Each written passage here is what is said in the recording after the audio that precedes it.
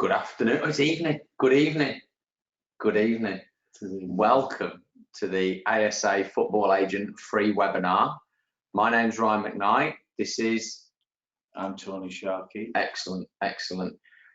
There's we look like we've got the majority of people all signed up, which is absolutely brilliant. I just want to make sure that you guys can hear us. So if you can hear us, can you just post the word yes in the questions section on the tab that you'll have open, and then yeah, brilliant. That's absolutely fantastic. Thanks for that. Before we get going, just a few little house rules in terms of how it's going to work tonight. As I say, it's a very short webinar tonight. It's free. It's an introduction to what ASA Football Agent is all about. We're not going to have any verbal talking between us tonight. There's quite a lot of people that have signed up for it, which is great. But if you do have a question, please type it in the question section on the toolbar, and then as we get towards the end of the webinar, we'll go through as many of those questions as possible. Okay, like I say, we've not got much time tonight, so we'll look to crack on. Yeah, so my name is Ryan McKnight, and I've been in football all my life, which is a fantastic privilege, and it's something I feel very, very lucky to be doing. I knew very early on that I wanted to do that. I wanted to be in football. I wanted to experience the game in its fullest. And after I'd stopped playing, I knew I wanted to stay in the business of the game. And my experience since then, I worked for FC Business, which is the trade body for the UK football industry, where I was the editor-in-chief there for 6 years. From there, I went to Holland, where I was the chief exec of the World Football Academy. I then was chief exec at Stockport County, was head of commercial at Port Vale. I've then held a number of consulting roles in Premier League clubs, across some of the leagues.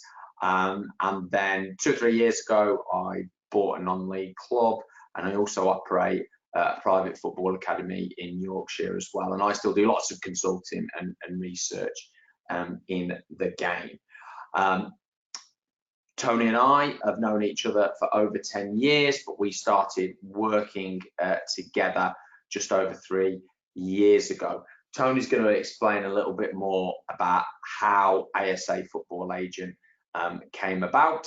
But really, all I wanted to say was, in terms of what tonight is about, tonight's about just taking you through the journey that we've been on over the past 3 years, some of the challenges that we've faced, the things that we've learned, why we've constructed ASA Football Agent the way that we have, and hopefully it will whet your appetite enough to want to come on one of the courses moving forward. So as I say, if you do have any questions, please just type them in the question bar, and then at the end, towards the end of tonight's webinar, we'll go through as many of them as possible. We will try and keep it as tight as possible. Lots of Europa League football tonight, Tony, including my beloved Wolves at home to Braga. Yeah, and I'm sure many of you will be watching games this evening as well. Okay, so that's me.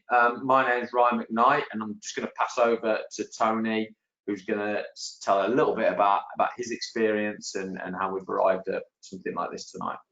Thanks, Ryan. So I've been a football agent for 17 years now.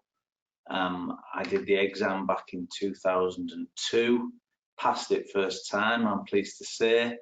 There used to be an exam in them days. Then the first 3 years of that, I was part-time trying to get into the business and trying to learn about the business.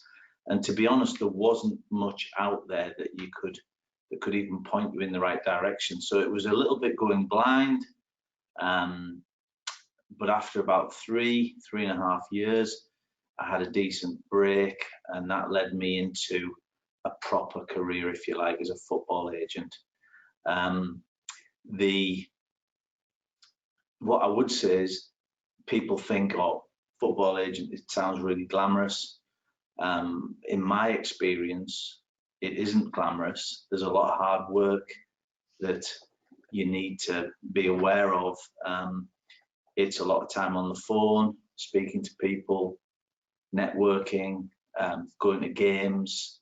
You know, I travel quite a lot, both in the UK and abroad, meeting players on their terms, and meeting clubs and club officials, again, on their terms. So being a football agent for me, yes, I've enjoyed it. There's been lots of ups and downs. You know, it's a really good feeling when you manage to get a good deal done. And it's not such a good feeling when one slips through your grasp. But like I say, I don't view it as a glamorous career. You know, you'll see the headlines of what Mina is earning from one particular deal, or what George Mendes is earning. But most agents don't earn that type of money. Most agents have to work hard to keep, and I'm not saying they don't work hard, of course they work hard, but have to work really, really hard just to keep things ticking over business-wise. So, you know, if you're coming and you're having a look at this webinar and you're thinking about coming onto our training program, it's not that you're going to be absolutely making a killing, you know, unless you get all you really work hard at it. You get as much learning experience as you can, and then if you're lucky, you might make some money doing this business. I mean, I've mentioned money straight off the bat because that's what a lot of people think about. I enjoy working with people. I enjoy working with players. I enjoy working with clubs. Not so much Ryan, Not me, but no. no, but yeah. So we started this. I probably get at least an email a day from people saying, "Oh, just a quick question: how do you get in the football agent business?" Or can I do an internship? Can I come and shadow you? Can you give me a bit of advice, guidance? And most of them emails, I just can't really answer on phone calls and friends of friends. And can you meet me for a coffee? I'm thinking about joining what you were sort of doing. So I decided to set up a training course. I think it is the first one in the UK. And I mean, obviously we're doing a webinar tonight, and there is webinars that we do, but we like to get out there to proper football clubs with proper people and try and help those people who are interested in getting into the game. I really would recommend the level 1 for anybody. I mean, Ryan, you're going to talk about the different levels. Yep. And what have you, but I'd really recommend the level 1 for anyone, just even if you're thinking about becoming something in the football business, because I feel, in my own personal, I haven't gone into my background so much tonight because we haven't got the time, but I will do that on the level 1. My own personal experience is that you need to get a full 360 view of the football business, not just the agent bit, to understand how everything works and how everything works together and how best to navigate your way through the football business, because it is a tricky business to navigate through. It's also very competitive. When I started, there was probably about 300 agents. In 2015, when FIFA decided to sort of deregulate the industry, there was about 400 registered in England. I'm just literally talking about England. I know there's registrations in Scotland and other places in wherever you may be, but there was 400 in England because it's a very good marketplace. There's a lot of big clubs spending a lot of money on players, and that's since shot up from 2015 to over 2,000. So it's a very competitive line of work, and there's a lot of people who are wanting to do that. And let me just check my notes. Yeah, the sort of people that can come into the football business, we have people who have got football backgrounds, so increasingly more players, lawyers, financial advisors, what else is there? There's parents and siblings of players getting into the business, so people who've done marketing, that type of thing. So it's a real broad range of people. You know, I mentioned Mino Raiola, his family had a pizzeria. George Mendes was a nightclub owner. So there's a real broad church of people who are coming into the football agent business. So really your background doesn't discount you. What does discount you is what you need to acquire, if you haven't got it already, is the knowledge of the business, that 360 view of it, a networking. You've got to know people in this business. You've got to be a people person, and you've got to have some skills of negotiation and that type of thing. And a lot of hard work. Well, yeah, that's just a prerequisite. And you know, like I say, it's not a 9-to-5 job. You've got to be prepared to take a phone call at any hour of the day. You've got to work with the timetable of the players and the managers and the chief scouts, not your timetable. And that can sometimes be tough on family life, on your own life. And, you know, I couldn't tell you how many hours I've worked, how many games I've been to. I don't clock on and clock off. I just do what I have to do.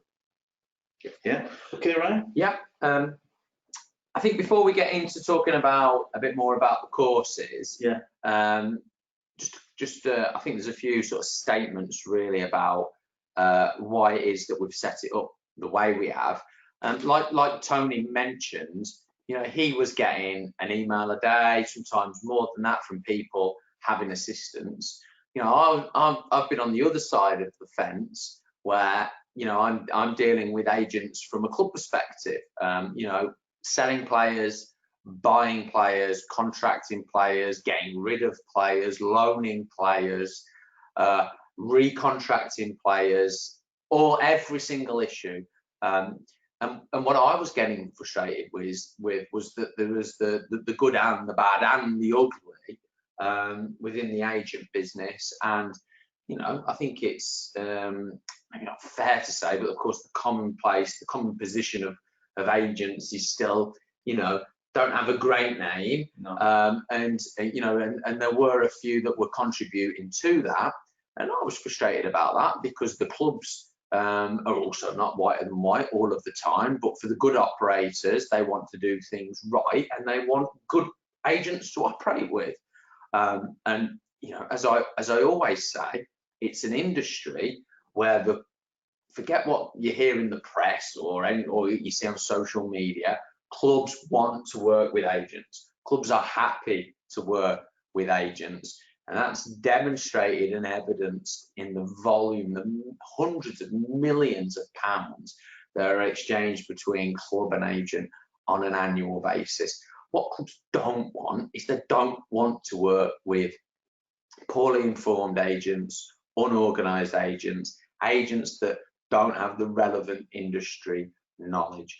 So it's a great scenario that we're able to bring to you guys, people that are interested in becoming football agents, is that you've got experience from somebody that's been is a successful agent, and somebody that's operated and operates on the other side of the fence from the club perspective. And really that's the base of how we've looked to design the courses. As I say, before I get into that, just keep your questions coming. I can see a few of you have started to post some questions, which is absolutely brilliant. We'll start to answer them towards the end of the webinar. So if anything comes into your head, don't wait. Get it down on black and white using the tab in the toolbar there. So yeah, let's get into how the ASA football agent training actually works. So there are 3 levels. Level 1. What is level 1 of the ASA football agent? Well, it's very, very much an introduction to life as an agent. Okay, So we normally do this on an evening. It's a couple of hours long, and we offer the level 1 both in a physical form. We always do it at a football stadium. It's modern football stadiums are great venues to host these kind of events, but we also do run the level 1 as an online course as well. Should you be in a country on the other side of the world, which we've had many times, which is always wonderful. It's always new perspectives and new challenges from all over the world, which is absolutely brilliant. But if you are based in the UK or you're willing to come to the UK, we obviously have the physical level 1s as well. And the next level 1 is at Anfield, at Liverpool's ground, in a few months' time, and I'll give you the link at the end of the webinar where you can go and see where all the courses are. So what do we talk about on the level 1? Well, we talk about the barriers to entry, because there are some. Some are financial, some are logistics, some are professional based, some are legal barriers as well. We talk about some of the fundamental prerequisites and considerations that you guys need to think about and consider before you embark on spending time and money to become a fully fledged agent. We look at understanding how to identify, manage and look after players, and also parents. Parents are, of course, the sort of sometimes a taboo subjects, but not talked about enough. The role that they play as a positive and negative in the relationship between agent and player. Really important one, obviously, from my perspective, understanding the role of the club, understanding whom and how to conduct yourself in order to be taken seriously, in order to build up a proper relationship. This is football, like Tony mentioned. It's all about your network. It's all about your relationships. Very early introduction into the representation contract, and how a sort of basic rundown of how fees work as well. And the other thing to say about the level 1 is, and a lot of agents trip up on this particular point, is how you work with minors. So how the rules and regulations are very tight around working with under 18s for obvious reasons. And lots of agents do trip up on this. So that's one of the things we do cover on the level 1. Yeah. There's 3 tasks as well, isn't there? Yeah. So the other thing that we do to do stuff. It's not a classroom session in a traditional sense, a lecture, if you like. We get you to do activities with us, with each other. We start to get you thinking like a football agent. We start to get you thinking like you're operating in the football environment, and that's always really interesting to see how different people react to different ideas, how people rank different things, and it's always very interesting. So if you've enjoyed that, if you've embraced that, if you've understood the barriers to entry and understand what it will mean to go and earn fees and be successful as a football agent, and where your niche might be, and you've accepted all of that, and now you really want to push on and really want to develop some critical thinking and some understanding, to put some meat on the bones of those early ideas, is the level 2. So the level 1, it's an evening course, it's a couple of hours, like I say, an introduction. The level 2 is a whole day. It's a whole day course, because there's a lot of information to absorb. We bring in some industry practitioners, usually somebody operating as a sporting director or a head of recruitment or a chief scout, somebody that is operating with clubs in a legal sense as well. And there's much more detail across all aspects. Put the managers on. Yeah, a few managers. So yeah, we go very much detailed analysis of the playing and representation contracts. As Tony has touched on, you have to understand the ins and outs of that. You have to understand the red tape of that. That you live and die by your rep contracts and your mandates and all those type of things.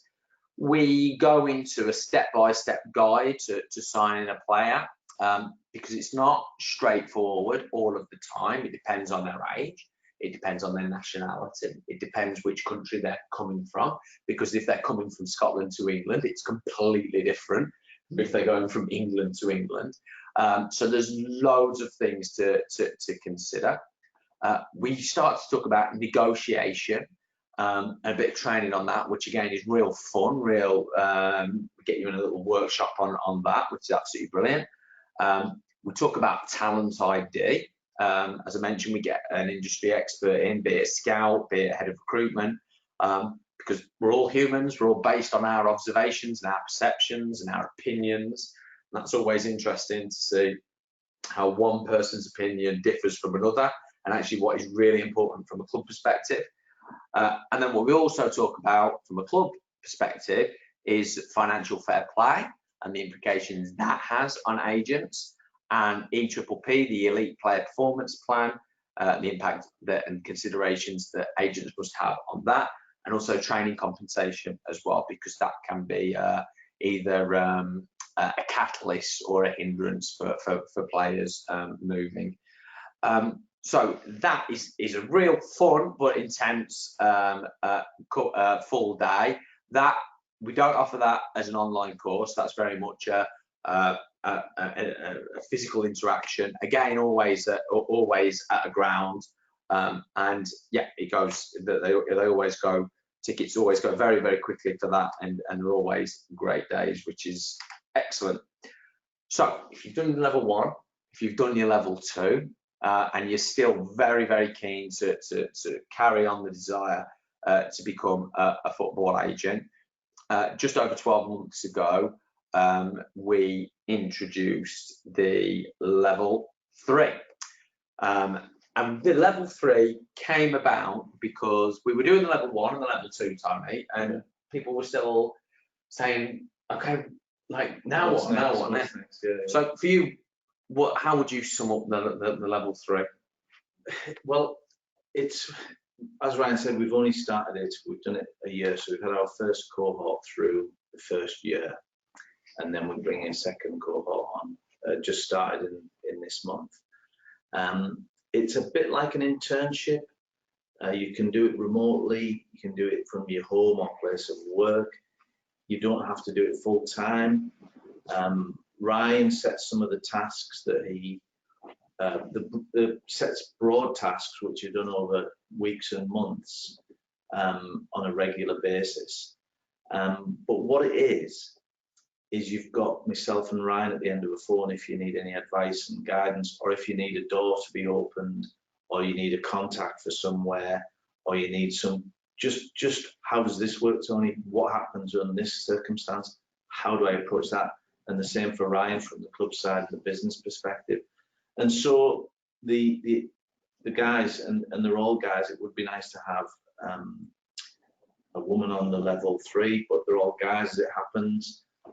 They're all working towards becoming agents. Some of them have already got the licenses. We've had a couple that have done the first deals with us. There was a great example of a player that 2 or 3 of the guys worked on, because it was somebody got a contact for a player who was based in Manchester. The player was down south. We've got them spread right across the UK, so from Edinburgh down to sort of Brighton area. So somebody went to watch him, then started talking to the dad. I came in to help and to get the deal done, and we ended up signing a player for a Scottish Premier League club, but just through the work of the level 3 people. But they're also trying to develop themselves as agents, and it just gives them backup. It gives them a bit of support, a bit of guidance, and I think it's been successful. We had a trial day as well that we organised, that the level 3 people brought free agents in, and there was a couple who got trials from that, no signings but trials, and a couple who've gone to clubs subsequently. Yeah, I think there's a couple of deals in the pipeline at the moment. Yeah, there is. Yeah. It's been good. Which is absolutely Great. That's on an invitation only. Yeah, basis. that's So what I'm saying. Yeah.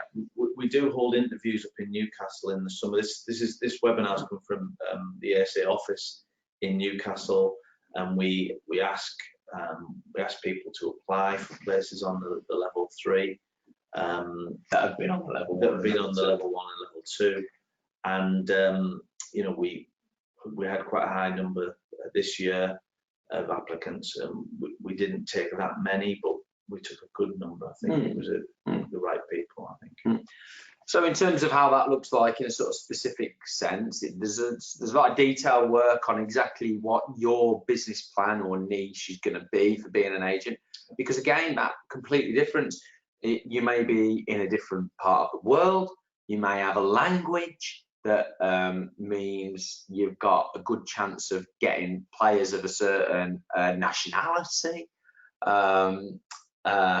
Much more detail as Tony touched on in terms of what the week-to-week needs to look like.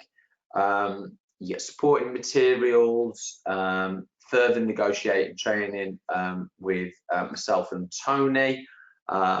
Tony's there as an aid as well when you get to the point of wanting to sign a player or do a deal with the club, because that can be daunting, and you know, it's my job on the club side to make it as hard as possible for the agent and to get a good deal Brian, for the club. There's no doubt, you know, the first deal that you do, you know, it's going to be the toughest one, because you're going into a little bit of unknown territory. If you're trying to do it on your own without, you know, all the necessary tools and knowing where you're at with that deal, it's not likely to be a great deal. It's not, and people and chief execs can sense that as well and take advantage of that. So it's good to have that experience alongside you there as well. And we get together 2 or 3 times a year as well for some further training. And you also get invited to some extra events that Tony and I put on as well. So those are the 3 levels, and you know, it's really spread over 2 years, isn't it? You know, it would be great after this webinar for people to go and have a look at the level 1s, because they are really good. I mean, it's 2.5 hours, but it's very intensive 2.5 hours. Like I said, there's some tasks for you guys to do, and it'll be, if you come away and going, oh, you know what, it's not going to be for me, or it's going to be too tough, or it's going to be too time consuming, that's fair enough. But at least before you've registered as an agent, because you have to pay money to register, before you've registered for an agent, do the level 1 and see whether you think you can make a go of it. Okay, we'll move on. Yeah, so it's a really good time to be learning about the football agent business, and the reason is because FIFA are looking to get back into regulating. So they've been talking about it for 18 months now. They're going to re-regulate football agents. They are looking to, one of the main drivers, I think, for doing this is to reduce the amount of money that agents are earning on deals. And I think, you know, when you see the big ticket deals, that, you know, the Pogba deal and this deal, and, you know, the real big player deals, the agent's fees look absolutely enormous, and they do, but those are the outlying deals. You know, most deals, the agent won't be earning anywhere near those sorts of figures. And obviously the press like to look at the agent business and focus on those big outlying deals, not the deal for the player who's in League 2 or League 1, who's maybe getting £2,000 a week and the agent's commission is very small. They're focusing on the big deals, aren't they? So FIFA are going to regulate. I think that all of the guidance that I've received, and I've been to several lectures from people in FIFA and other agents and agents unions, and it's looking like the examination will come back. So you need to be up to speed, you need to know what you're talking about, you need to be able to pass that exam. I'm hoping I don't have to do it again, because it's a bit like a driving test, would you pass it again after? But so that's going to happen. I think FIFA are going to really, you know, really clamp down on any any rule breakers, any people who aren't sticking to the rules and regulations. I mean, it's fair to say the FA in this country, they've shown their teeth recently. You know, I mentioned minors, a lot of agents are getting fines and suspensions. Nothing, you know, not for sinister reasons, more for they haven't done the right administration, they didn't look at the rules, they didn't know what they're actually doing. You know, they signed a kid and he hasn't had his parents' signature as well. So there's lots of things like that, but the FA have really shown the teeth. So there's a lot of agents at the moment, and there's a list out on the FA.com of fines and suspensions that people have had. And it's worth looking at that list just to sort of go, right, so I need to be sure if I'm signing a minor or if I'm doing this bit of paperwork of what the rules and regs are on this. So yeah, it is a really good time to educate yourself. I'm still waiting. I think it's going to be probably next season, maybe even 2021, when FIFA really do start to, you know, insist on them being the clearinghouse, them being the people who are regulating in the agent business. But I wouldn't say it's a reason. I think it's a reason to do, you know, the ASA Football Agent training, because it'll stand you in good stead if you have to do an examination. And you know, if nothing else, it's a great insight into how the football industry works.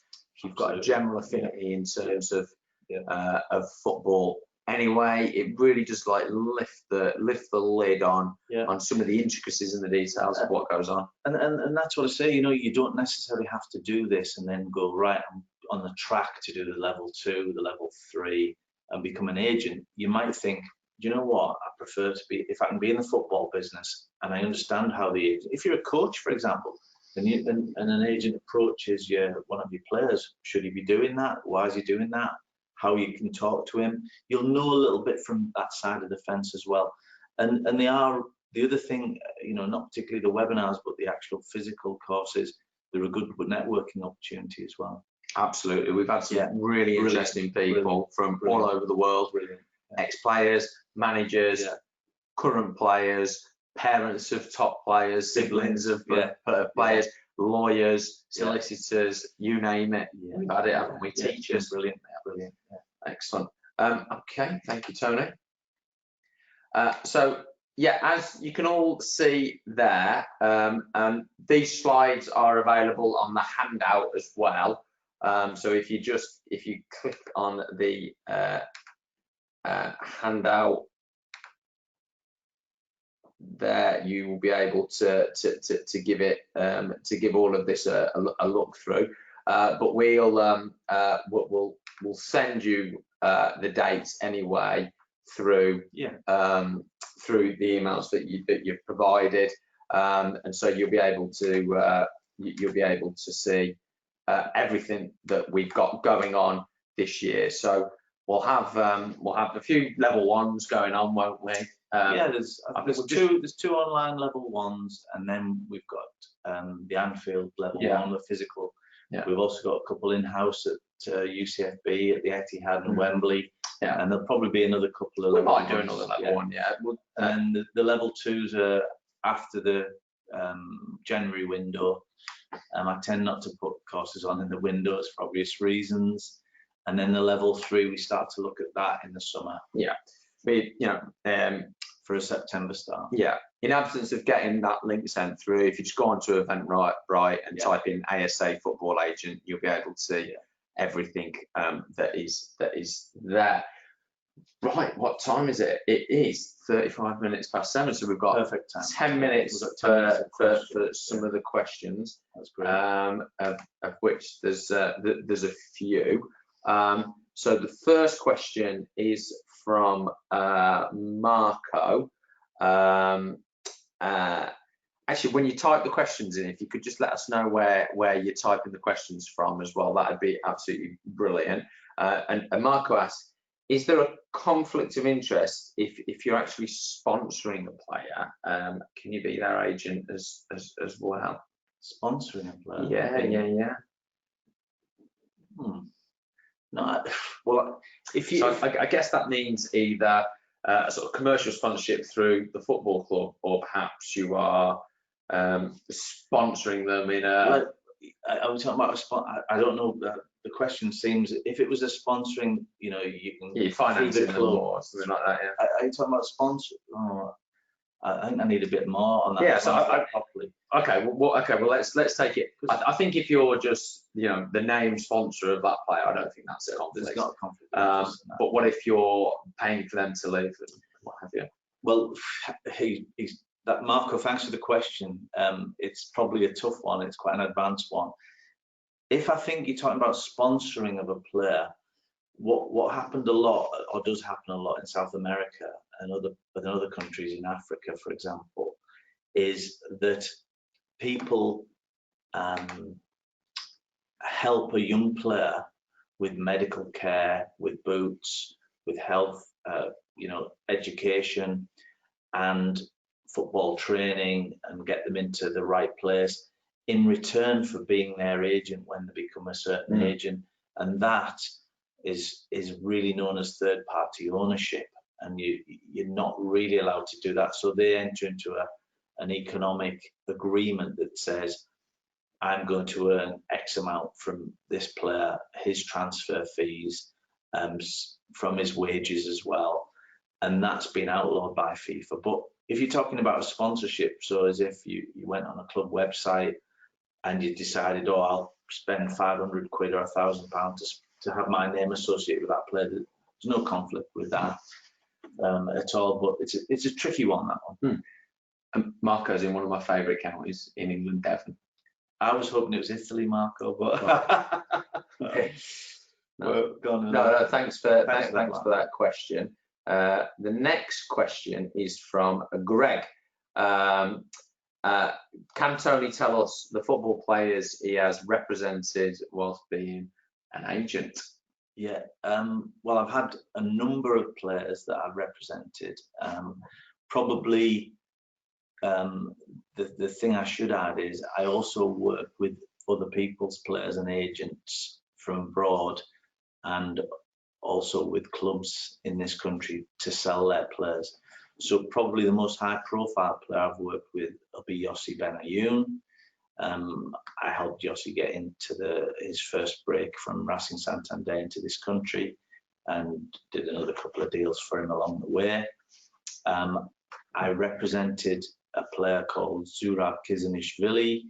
This is his shirt on the office wall. I don't know whether you can see that. He gave that to my son when he was on loan at Newcastle in the Championship at the time. My son's a Newcastle supporter, I'm not so much. That's why he wanted it on the wall. Zurab was one of my first big deals. I moved him from Glasgow Rangers to Blackburn Rovers when they're in the Premier League. He subsequently, in fact, I was thinking about Zurab. I mean, I'm still in touch with Zurab, and he fell foul of Sam Allardyce really, because he was a ball playing centre half like 10 years ago, probably earlier than that. But he was a ball playing centre half, and not everyone was playing like Manchester City back in the day. So I think if he'd have had his career over at this particular period, he probably would have got you know, lot higher level deals. He got some really good deals. He was at Reading for a time as well, went over to Turkey, and he's still one of my close friends. I also represent Rob Jones, who's a local to me lad, who's at Hibs, who's captain of Hibs. And there's been lots of players over the years, so I don't really want to go into too many, but those are just a couple. Greg has asked, how do you obtain your license? He's described it as a FIFA license there, but so I would say the first thing to say is that there's not a generic license that's worldwide. It's country by country. It's really straightforward in England, Greg. You log on to the FA website. It takes you through the process. You have to pay £500 to register plus VAT. You have to not have a criminal record. It's a bit like the owners and directors test. As long as you haven't got a criminal record, then you know you're free to register, and you just register through the FA website. But that's I discourage people from registering first. I think you need to have a look at the industry, do some training, you know, go to some conferences, network, go to games, talk to people before you even think about registering. But it's relatively straightforward. Up in Scotland, they don't have a registration system like that. In Scotland, you have to just provide paperwork when you're going to do a deal. Update from Marco, his dad's Italian. Oh, brilliant. Dad's Italian, Brilliant. yeah, so there's that. Okay, another one from Greg here. How do you introduce yourself to an agent if you have a football player in which the agent has shown an interest? So I guess he personally knows a player that's of interest. So yeah, I get a lot of people who I've known, friends or other people in the business, ringing me up and saying, will you have a look at this player? And actually a lot of the level 3s do, don't they? Yeah, yeah. They say, what do you think of this player, this situation? And it's basically just what I like to do is I like to have a little bit of background about them, a good CV, and then I like to either get somebody I trust to go and watch them, or watch them myself if there's got some footage. I don't really like clips, and a lot of people don't like clips because it's like the trailer of a really bad film. You'll watch the clips and think, oh, it's great, and then when you get in there, you've seen the best bits, and the best bits were just okay. You know? Yeah. But you know, just reach out to somebody who you trust. You know, an agent. This is the business. You know, I've had people tell me sometimes it's difficult if it's the father of a player. He's obviously going to be really invested in telling you how good his son is, and you know, if it's somebody else who's got a bit more of an objective eye, then great. I think you've got to be open to somebody saying to you, he's not quite there, and not be offended by that, not be blinded or emotional about having the relationship that you've got with the player. His next question is it who's that? Greg, was it again? No, what do you think? I'm the question master here. Right? Oh, the follow-up was, I've got this player. Daniel in London asks, do you find agents base negotiation values more on data and stats these days? And if so, can you? Yeah, and if so, can we describe the process? There are a lot of companies out there now, Daniel, that are trying to benchmark values. And you know, from a club perspective, there is a bit of a guide there, you know, in using them. But often a lot of transfers, you know, what you want to see from football clubs is well thought out long-term strategy on players. But of course, that doesn't always work out. You might have a bad start, you might have an injury crisis, and then a lot of the time it will come down to somebody's either personal value of a player, or what's increasingly playing a large part in determining values is the FFP position of a football club as well, what they can physically afford to pay, not within the confines of the cash that they've got or they've got access to, but in terms of where the value of a player they're bringing in or selling fits into where they're sitting from an FFP perspective. Yeah, I'm probably a bit behind the curve on this because I think agents are using, not me personally, are using a lot of reports and data and stats to back up their argument. But when you're actually in a negotiation, the club have probably decided that that player is one of the players that you want because they've had a really good look at him. You know, they've scouted him intensively. They've used data in that scouting process already, and if you're in a negotiation, that club is wanting to sign your player. It's just a question of, you know, the parameters. How much is that player going to be earning in the club? Where does he fit in the club pecking order of earnings? Where does he fit in the squad? And you've got to think, even in a negotiation, you've got to think as well of how likely is my player going to be playing regularly, and what does the financial rewards for that, and also if he's not going to be playing that regularly, the financial rewards for that. and those type of things. It's not just on the stats. You've got to have a I mean, I like to watch a lot of football. I like to judge players. I like to do my own assessments of players. But certainly there's some companies, and we've been talking to a company who's probably one of the leaders in this field about using their expertise, because it's certainly not my expertise. Yeah. What I would say as well is if multiple clubs are after the same player, then it warps whatever the stats say he is worth on a week-to-week basis, because clubs don't want to lose on the player. There's a really good question here from David. I'm not sure where David is from, but he asks, is there still room for individual agents? It seems like it's tough with the big boys, and I'm presuming the big agencies to keep players. David, you've probably hit the nail on the head there. One of the things that we talk about on the level one is developing a niche, and I've been an independent agent for all of my time, but that's not to say I don't cooperate with other agents and also work with clubs. But yes, it's true, some of the big companies, Stella, one of my close friends in the agent business is a leading agent at Stella. They've got 50 odd agents, and they've got offices all around different places now. Obviously Stella, Gareth Bale, Jonathan Barnett's his agent. He's the boss of Stella. It's his company.